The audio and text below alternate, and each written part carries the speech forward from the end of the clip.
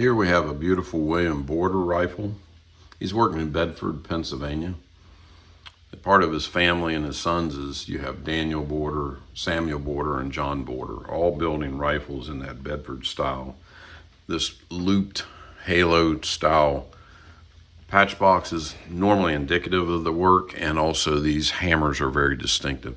In a period of time, these guys could have bought commercial locks like many other regions did.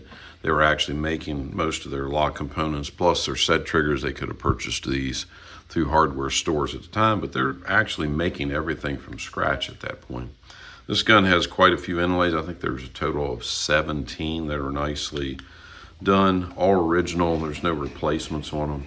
This particular gun has a gorgeous piece of curly maple. The grain structure is very tight. It doesn't show that well in this video, but an exceptional piece of wood, very tight curl, has a beautiful surface to it. The barrels were possibly sent out in the white and they patinaed over time, but the breech plug on this, and I wish I could just flip this over and show you, the breech plug appears to be charcoal blued or case hardened. I believe it's a charcoal bluing. It actually has a different color. And I've also found that their hammers and their locks, they're doing the same exact thing with many of those components. They're not doing it to the barrels as often, but you can see that in these smaller components. The gun comes out, it's never been shortened. For those that are not familiar, many guns are shortened off the breech because part of it is when the gun's shot, there becomes corrosion at the breech in the barrel where the bullet sets all the time. Makes a rust ring, and then you get a lack of gas pressure around that starts to escape.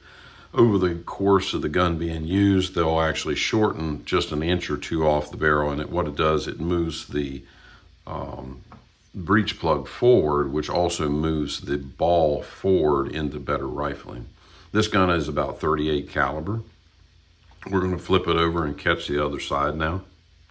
Opposite side of the gun shows, you can see this curl, it's exceptional. It's very hard to see in this kind of a light, but it actually has really super needle tight curl. Beautiful cheek piece inlay that's engraved. Occasionally you'll see Federal Eagles on their work that's coming out.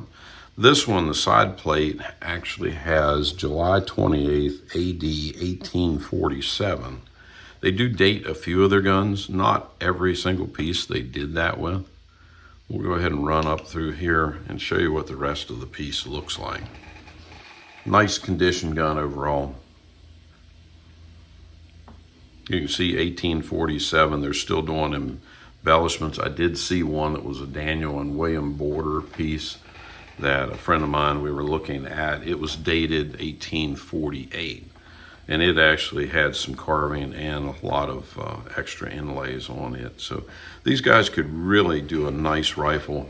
This one has held up wonderfully. I mean, it shows somewhere that it was shot in the percussion era. The fulminated mercury caps were very corrosive to the barrels, the hammers, and the locks. They also made the wood around the lock mortise area where that was blowing up all the time into almost like a pumice powder. It literally not rotted the wood, but it just absolutely disintegrated it in a way that it just falls apart like almost like confetti powder. We're brought this to the end. So hope you enjoy this. William Border.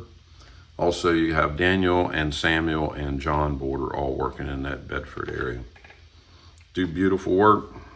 I hope you enjoy the videos. We try to put them out and so you get to see some new things.